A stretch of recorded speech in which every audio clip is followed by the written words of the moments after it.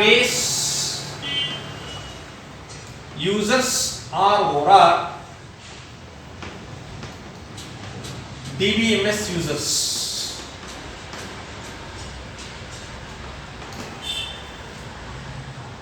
ಯಾರ್ಯಾರು database users are DBMS users ಯಾರ್ಯಾರು? First one application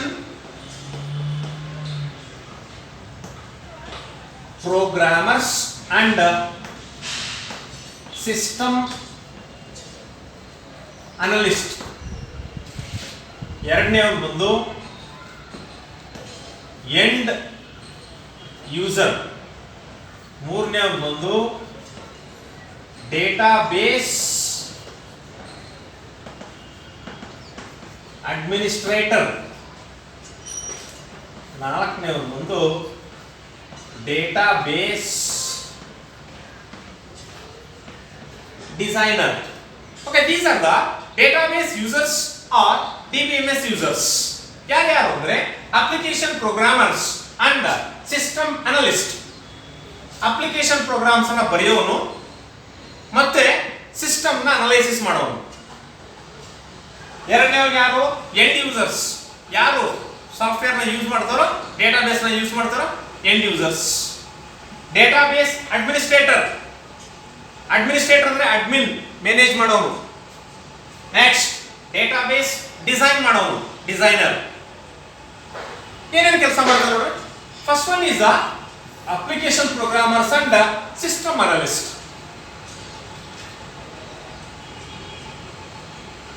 The system analyst determine the requirements of the end user. The requirements of the end user. System analyst ಏನು ಮಾಡ್ತಾನಂದ್ರೆ analyse ಮಾಡೋನು end user ಗೆ ಏನೇನು requirements ಇದೆಯೋ ಆ requirements ಏನು ಮಾಡ್ತಾನೆ, determine ಮಾಡ್ತಾನೆ. System analyst determine the requirements of the end user and develop the specifications.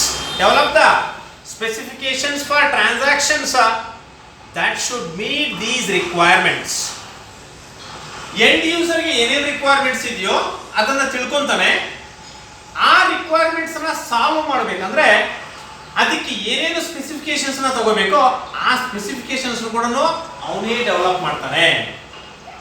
ನೋಡ್ರಿ ಚೆನ್ನಾಗಿದೆಯಾ? System analyst determine the requirements of the end user and develop the specifications for transactions that should meet the requirements of the end user. end user ಗೆ ಏನೇನು requirements ಇದೆಯೋ ಅದನ್ನ ತಿಳ್ಕೊಂತಾನೆ. ಆ requirements ಅನ್ನ solve ಮಾಡಬೇಕಂದ್ರೆ ಏನೇನು ಸ್ಪೆಸಿಫಿಕೇಶನ್ಸ್ ಬೇಕೋ ಅವನ್ನೆಲ್ಲದನ್ನು ಡೆವಲಪ್ ಮಾಡ್ತಾನೆ. ಅವನ್ನೇ ನಾವೇನಂತ ಕರಿತೀವಿ ಅಂದ್ರೆ system analyst. The application programmer implement these parameters. ಈ ಅಪ್ಲಿಕೇಶನ್ ಪ್ರೋಗ್ರಾಮರ್ ಏನ್ ಮಾಡ್ತಾನಂದ್ರೆ ಅವನು ಏನು ಡೆವಲಪ್ ಮಾಡಿ, ಏನು ಡಿಟರ್ಮೈನ್ ಮಾಡಿ ಡೆವಲಪ್ ಮಾಡಿದನೋ ಆ ಪ್ಯಾರಾಮೀಟರ್ಸ್ ಎಲ್ಲದನ್ನು ಏನ್ ಮಾಡ್ತಾನಂದ್ರೆ ಇಂಪ್ಲಿಮೆಂಟೇಷನ್ ಮಾಡ್ತಾನೆ ಒಂದು ಪ್ರೋಗ್ರಾಮ್ ಅಲ್ಲಿ. The application programmer implement these parameters in the program. ಈ ಅಪ್ಲಿಕೇಶನ್ ಪ್ರೋಗ್ರಾಮರ್ ಏನ್ ಮಾಡ್ತಾನಂದ್ರೆ ಈ ಸಿಸ್ಟಮ್ ಅನಲಿಸ್ಟ್ ಏನೇನು ರಿಕ್ವೈರ್ಮೆಂಟ್ಸ್ ಬೇಕೋ ಎಂಡ್ ಯೂಸರ್ಗೆ ಆ ರಿಕ್ವೈರ್ಮೆಂಟ್ಸ್ ನ ತಿಳ್ಕೊಂತಾನೆ. ಅದಕ್ಕೆ ಏನೇನು ಸ್ಪೆಸಿಫಿಕೇಶನ್ ಬೇಕೋ ಸಾಲ್ವ್ ಮಾಡ್ಬೇಕಂದ್ರೆ ಆ ಸ್ಪೆಸಿಫಿಕೇಶನ್ಸ್ ಎಲ್ಲಾನು ರೆಡಿ ಮಾಡ್ತಾನೆ.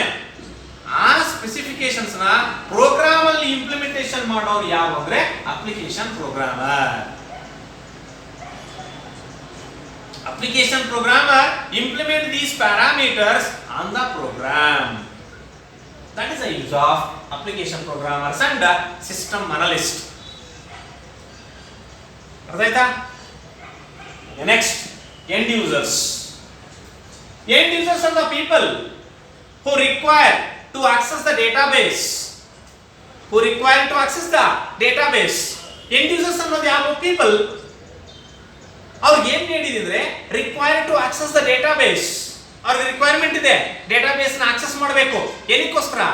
For querying, updating and generating the reports. Query ಮಾಡೋದಕ್ಕೆ, ಹೌದಾ, ಅಪ್ಡೇಟ್ ಮಾಡೋದಕ್ಕೆ ಮತ್ತೆ ರಿಪೋರ್ಟ್ಸ್ ಅನ್ನು ಜನರೇಟ್ ಮಾಡೋದಕ್ಕೆ ಆ ಒಂದು ಪೀಪಲ್ ಏನ್ ಮಾಡ್ತಾರೆ, ಎಂಡ್ ಯೂಸರ್ಸ್ ಅಂತ ಕರಿತೀವಿ. ಅವರು ಡೇಟಾಬೇಸ್ ಏನ್ ಮಾಡ್ತಾರೆ, ಆಕ್ಸೆಸ್ ಮಾಡ್ತಾರೆ. End users are the people who require to access the database. End users ಅನ್ನೋದು ಪೀಪಲ್ಸ್ ಅಷ್ಟೇ. ಅವ್ರು ಏನ್ ಮಾಡ್ತಾರೆ, ಆಕ್ಸೆಸ್ ಮಾಡ್ತಾರೆ ಡೇಟಾಬೇಸ್ ನ. ಫಾರ್ ಏನಕ್ಕೋಸ್ಕರ, ಕ್ವೆರಿಯಿಂಗ್ ಚೆಕ್ ಮಾಡ್ಕೊಳ್ಳೋದಕ್ಕೆ, ಅಪ್ಡೇಟ್ ಚೇಂಜಸ್ ಮಾಡ್ಕೊಳ್ಳೋದಕ್ಕೆ, ಅಂಡ್ ಜನರೇಟಿಂಗ್ ದ ರಿಪೋರ್ಟ್ಸ್. ಒಂದು ರಿಪೋರ್ಟ್ಸ್ ನ ಜನರೇಟ್ ಮಾಡೋದಕ್ಕೆ ಆ ಪೀಪಲ್ಸ್ ಏನ್ ಮಾಡ್ತಾರೆ, ಒಂದು ಡೇಟಾಬೇಸ್ ನ ಆಕ್ಸೆಸ್ ಮಾಡ್ತಾರೆ. ನೆಕ್ಸ್ಟ್ ಮೂರನೇದು ಯಾರು, database administrator. Database administrator is responsible for authorization access for the database, for coordinating and monitoring its use. ಇವ್ರ ಕೆಲಸ ಏನು ಅಂದ್ರೆ, database administrator is responsible for authorization access. ಯಾರು ಅದನ್ನ ಆಕ್ಸೆಸ್ ಮಾಡಿದಿರ ನೋಡ್ಕೊಳ್ಳೋದು. ಆ ಡೇಟಾಬೇಸ್ ನ ಯಾರು ಕೂಡ ಆಕ್ಸೆಸ್ ಮಾಡಬಾರದು. Coordinating and monitoring its use, ಅದನ್ನ ನೋಡ್ಕೊಳ್ಳೋದು, ಮಾನಿಟರ್ ಮಾಡೋದು. ಯಾರಿಗಾದ್ರೂ ಬೇಕಂದಾಗ ಅದನ್ನ ಕೋಆರ್ಡಿನೇಷನ್ ಮಾಡಿ ತಗೊಂಡು ಆಮೇಲೆ ಡೇಟಾ ಕೊಡ್ಕೊಳ್ಳೋದು, ಡೇಟಾಬೇಸ್ ಇಲ್ಲಿರೋ ಡೇಟಾನ. Database administrator is responsible for authorisation access to the database, for coordinating and monitoring its use. ಆ ಡೇಟಾಬೇಸ್ ನ ಮಾನಿಟರಿಂಗ್ ಮಾಡೋದು ಮತ್ತೆ ಕೋಆರ್ಡಿನೇಷನ್ ಮಾಡಿಕೊಂಡು ಅದಕ್ಕೆ ಆಥರೈಸೇಷನ್ ಕೊಡೋದು. ಅರ್ಥ ಇದೆಯಾ? The database administrator is responsible for authorisation access to the database. Authorisation access to the users. Users ಕೊಡ್ತಾ ಇದ್ದಾನೆ. ಆ ಡೇಟಾಬೇಸ್ ಇರೋ ಡೇಟಾನ ನೀವು ಆಕ್ಸೆಸ್ ಮಾಡಬೇಕಂದ್ರೆ ನಿಮ್ಮ ಹತ್ರ ಆಥರೈಸೇಷನ್ ಸರ್ಟಿಫಿಕೇಟ್ ಇರಬೇಕು. ಆಥರೈಸೇಷನ್ ಸರ್ಟಿಫಿಕೇಟ್ ಇಲ್ದಿರನೆ ಡೇಟಾಬೇಸ್ ಅಡ್ಮಿನಿಸ್ಟ್ರೇಟರ್ ಅವನು ಮಾತ್ರ ಆಕ್ಸೆಸ್ ಮಾಡಬಹುದು ಅಷ್ಟೇ, ಬೇರೆ ಯಾರೇ ಯೂಸರ್ಸ್ ಅದನ್ನ ಆಕ್ಸೆಸ್ ಮಾಡಂಗಿಲ್ಲ. ಎಲ್ಲ ಅವನ ಕಂಟ್ರೋಲಿಂಗ್ ಅಲ್ಲಿ ಇರ್ತದೆ. ಅದಕ್ಕೆ ಅವನು ಏನ್ ಮಾಡ್ತಾನೆ ಅಂದ್ರೆ ಎಲ್ಲದನ್ನು ಮಾನಿಟರಿಂಗ್ ಅವನೇ ಮಾಡೋನು, ನೋಡ್ಕೊಳ್ಳೋದು ಅವನೇ, ಅಂಡ್ ಕೋಆರ್ಡಿನೇಷನ್ ಕೂಡ ಅವನೇ ಮಾಡ್ತಾನೆ. ಅರ್ಥ ಇದೆಯಾ? And specifying the needed hardware and software resources. ಅವನು ಸ್ಪೆಸಿಫೈ ಮಾಡ್ತಾನೆ, ನನಗೆ ಏನು ಹಾರ್ಡ್ವೇರು ಮತ್ತೆ ಏನು ಸಾಫ್ಟ್ವೇರ್ ರಿಸೋರ್ಸಸ್ ಬೇಕೋ ಅವನ್ನೆಲ್ಲಾನು ಏನ್ ಮಾಡ್ತಾನೆ, ಅವನು ಸ್ಪೆಸಿಫಿಕೇಶನ್ ನಮಗೆ ಮೊದಲೇ ಹೇಳ್ತಾನೆ, ನನಗೆ ಇಂಥ ಹಾರ್ಡ್ವೇರ್ ಬೇಕು, ಇಂಥ ಸಾಫ್ಟ್ವೇರ್ ಬೇಕು ಅಂತ. He specifies the needed hardware and software resources. ಅವನೇ ಏನಂತ ಕರಿತೀವಿ, ಡೇಟಾಬೇಸ್ ಅಡ್ಮಿನಿಸ್ಟ್ರೇಟರ್. ಲಾಸ್ಟ್ ಒನ್ ಬಂದು database designer. Database designers are responsible for identifying the data to be stored in the database. ಇವನು ಐಡೆಂಟಿಫೈ ಮಾಡ್ತಾನೆ ಡೇಟಾ ಎಲ್ಲಿ storage ಆಗಿದೆ database ಅಲ್ಲಿ, and choosing the appropriate structure to represent and to store the data. ಒಂದು structure ತಗೊಂತಾರೆ, select ಮಾಡ್ಕೊಂತಾನೆ ಅವನು. ಒಂದು ಡೇಟಾನ ಯಾವ ತರ ರೆಪ್ರೆಸೆಂಟೇಷನ್ ಮಾಡಬೇಕು, ಅದನ್ನ ಯಾವ ತರ ಸ್ಟೋರೇಜ್ ಮಾಡಬೇಕು, ಇದನ್ನೆಲ್ಲದರ ರೆಸ್ಪಾನ್ಸಿಬಿಲಿಟಿ ಯಾರು ತಗೊಂತಾರೆ, database designers. Database designers are responsible for identifying the data to be stored in the database. Database ಅಲ್ಲಿ ಡೇಟಾ ಎಲ್ಲಿ ಸ್ಟೋರೇಜ್ ಆಗಿದೆ ಅದನ್ನ ಐಡೆಂಟಿಫಿಕೇಶನ್ ಮಾಡ್ತಾನೆ, and also choosing the appropriate structure. ಅವನು ಸೆಲೆಕ್ಷನ್ ಮಾಡ್ಕೊಂತಾನೆ, ಚೂಸ್ ಮಾಡ್ಕೊಂತಾನೆ ಯಾವ ಸ್ಟ್ರಕ್ಚರ್ ತಗೊಂಡ್ರೆ ನಾವು ಡೇಟಾನ ರೆಪ್ರೆಸೆಂಟೇಷನ್ ಮಾಡಬಹುದು, ಡೇಟಾನ ಸ್ಟೋರೇಜ್ ಮಾಡಬಹುದು. ಆ ಕೆಲಸ ಮಾಡ್ತಾನೆ ಯಾರು ಅಂದ್ರೆ database designer. Okay, these are the database users are DBMS users. Correct ಆಗಿ ಕೇಳಿ. ಫಸ್ಟ್ ಒನ್ ಇಬ್ರು ಇದ್ದಾರೆ, application programmers and system analyst. System analyst ಏನ್ ಮಾಡ್ತಾನಂದ್ರೆ determine the requirements of the end user. End ಯೂಸರ್ಗೆ ಏನು ರಿಕ್ವೈರ್ಮೆಂಟ್ಸ್ ಬೇಕೋ ಅವನ್ನೆಲ್ಲ ತಿಳ್ಕೊಂತಾನೆ, ಅಂಡ್ ಡೆವಲಪ್ ದ ಸ್ಪೆಸಿಫಿಕೇಶನ್. ಆ ರಿಕ್ವೈರ್ಮೆಂಟ್ಸ್ ನ ಸಾಲ್ವ್ ಮಾಡಬೇಕಂದ್ರೆ ಏನೇನು ಸ್ಪೆಸಿಫಿಕೇಶನ್ ತಗೋಬೇಕು ನಾನು ಅದನ್ನು ಡೆವಲಪ್ ಮಾಡ್ತಾನೆ. Develop the specifications for transaction to meet the requirements of the end user. End user requirement solve ಆಗಬೇಕಂದ್ರೆ ನಾನು ಏನೇನು ಸ್ಪೆಸಿಫಿಕೇಶನ್ ತಗೋಬೇಕೋ ಅವನು ಕೂಡ ಅವನೇ ಡೆವಲಪ್ ಮಾಡ್ತಾನೆ. ಯಾರು? System analyst. ಆ ಸ್ಪೆಸಿಫಿಕೇಶನ್ ಡೆವಲಪ್ ಮಾಡಿದ ನೋಡ್ರೆ ಆ ಪ್ಯಾರಾಮೀಟರ್ಸ್ ನ ಈ ಅಪ್ಲಿಕೇಶನ್ ಪ್ರೋಗ್ರಾಮರ್ ಯೂಸ್ ಮಾಡ್ಕೊತಾ ಇದ್ದಾನೆ. The application programmer implement these parameters in the program. ಆ ಪ್ಯಾರಾಮೀಟರ್ಸ್ ನ ಒಂದು ಪ್ರೋಗ್ರಾಮ್ ಅಲ್ಲಿ ಇಂಪ್ಲಿಮೆಂಟೇಷನ್ ಮಾಡೋರು ಯಾರು ಅಂದ್ರೆ ಅಪ್ಲಿಕೇಶನ್ ಪ್ರೋಗ್ರಾಮರ್. ಸಿಸ್ಟಮ್ ಅನಲಿಸ್ಟ್ ಏನ್ ಮಾಡ್ತಾನಂದ್ರೆ ಅನಾಲಿಸಿಸ್ ಮಾಡ್ತಾನ. ಅವನು ಒಬ್ಬ ಯೂಸರ್ಗೆ ಏನೇನು ರಿಕ್ವೈರ್ಮೆಂಟ್ಸ್ ಇದೆ ಆ ರಿಕ್ವೈರ್ಮೆಂಟ್ಸ್ ನಾನು ಸಾಲ್ವ್ ಮಾಡ್ಬೇಕಂದ್ರೆ ಯಾವ ಯಾವ ಸ್ಪೆಸಿಫಿಕೇಶನ್ ನ ಡೆವಲಪ್ ಮಾಡಬೇಕು, ಅಂದ್ರೆ ಏನೇನು ರಿಕ್ವೈರ್ಮೆಂಟ್ಸ್ ಇದೆಯೋ ಆ ರಿಕ್ವೈರ್ಮೆಂಟ್ಸ್ ನ ಸಾಲ್ವ್ ಮಾಡ್ಬೇಕಂದ್ರೆ ನಾನು ಏನ್ ಮಾಡಬೇಕು ಅದನ್ನೆಲ್ಲ develop ಮಾಡ್ಕೊಂತಾನೆ.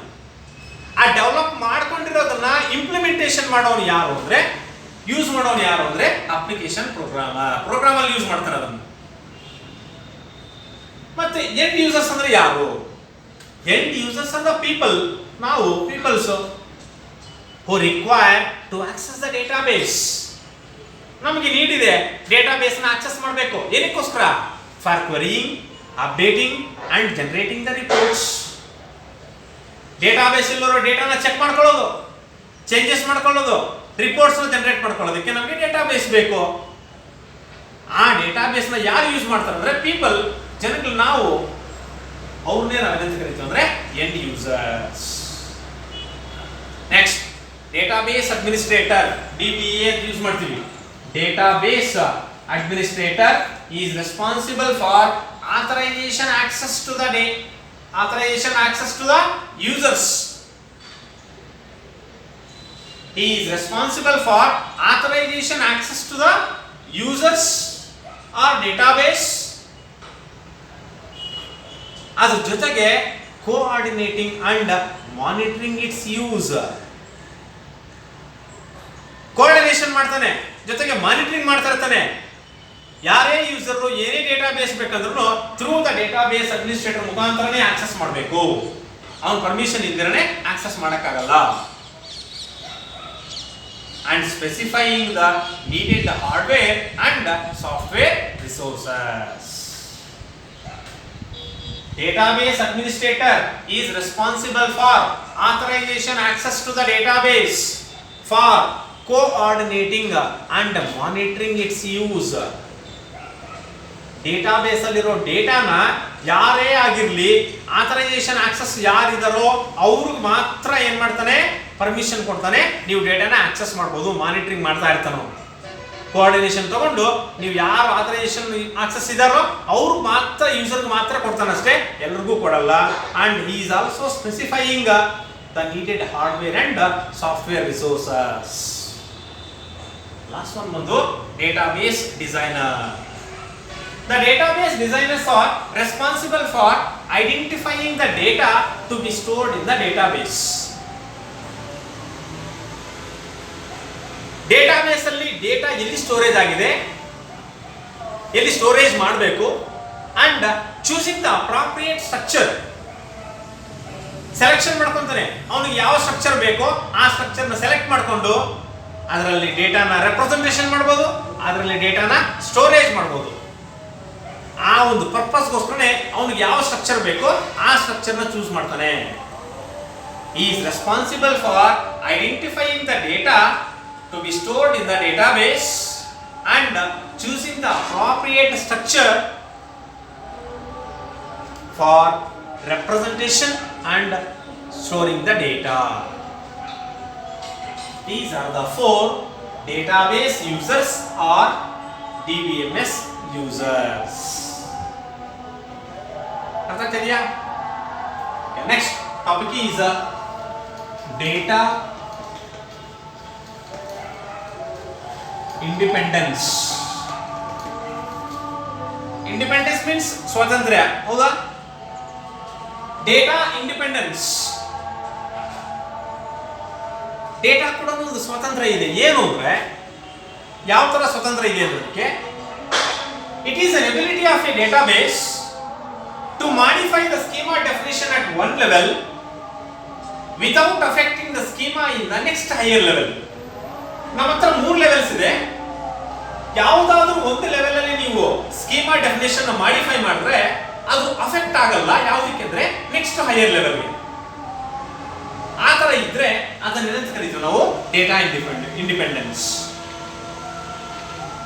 It is an ability of a database where the schema definition at one level can be modified without affecting the schema definition in the next higher level. ನೀವು schema definition ಅನ್ನು ಒಂದು level ಅಲ್ಲಿ modify ಮಾಡಿದ್ರೆ ಅದು ಯಾವುದೇ affecting ಆಗಲ್ಲ next higher ಲೆವೆಲ್ಗೆ. ಅದನ್ನೇ ಸ್ವಾತಂತ್ರ್ಯ ಅಂತ ಕರೀತಾರೆ. ಒಂದು ಸ್ಕೀಮಾ ಅಲ್ಲಿ ನೀವು ಏನೇ ಚೇಂಜಸ್ ಮಾಡಿದ್ರು ಆ ಚೇಂಜಸ್ ನೆಕ್ಸ್ಟ್ ಲೆವೆಲ್ಗೆ ಯಾವುದೇ ಎಫೆಕ್ಟ್ ಆಗಲ್ಲ. That is called data independence. It is an ability of a database to modify the schema definition at one level without affecting the schema in the next higher level. That is called data independence. There are two types of data independence. One is the physical data independence, another one is the logical data independence. ಒಂದು physical data independence, ಎರಡನೇ ಒಂದು logical data independence. ಎರಡೇ ಇರೋದು, ಒಂದು physical data independence, ಎರಡನೇದು ಒಂದು logical data independence. In physical data independence, all the schemas are logical.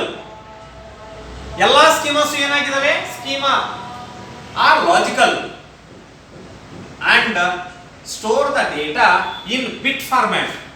Bits ಅಂದ್ರೆ ಗೊತ್ತಾ ನಿಮಗೆ 0 1 and the data stored in the bit format. All the schemas are logical and store the data in the bit format. The different storage devices are, ಯಾವುದೇ storage devices ಯಾವ್ಯಾವ ಆಗಿರ್ತಾವೆ ಅಂದ್ರೆ hard disk, floppy disk, CD-ROMs, etc. That is the use of physical independence. Physical data independence ಅಥವಾ physical independence. In physical data independence, all the schemas are logical and store the data on the disk in bit format. ಈ physical data independence ಅಲ್ಲಿ ಡೇಟಾನ ಯಾವುದೇ ಒಂದು storage medium ಅಲ್ಲಿ storage ಮಾಡುವಾಗ ಬಿಟ್ formats ಅಲ್ಲಿ storage ಮಾಡ್ತೀವಿ. The different storage devices are hard disk, CD-ROM, floppy disk, etc. That is the use of physical independence. Now logical independence ಗೆ definition ಇಲ್ಲ. This is about the RDBMS architecture or data abstraction. Next, who are the database users or DBMS users? And next one is the data independence. ಅದರಲ್ಲಿ physical data independence, ಇನ್ನೊಂದು ಒಂದು logical data independence. Okay, next class ಅಲ್ಲಿ ಬೇಕಾದ್ರೆ file organisation ಇದೆ. Next class ಅಲ್ಲಿ ನೋಡೋಣ.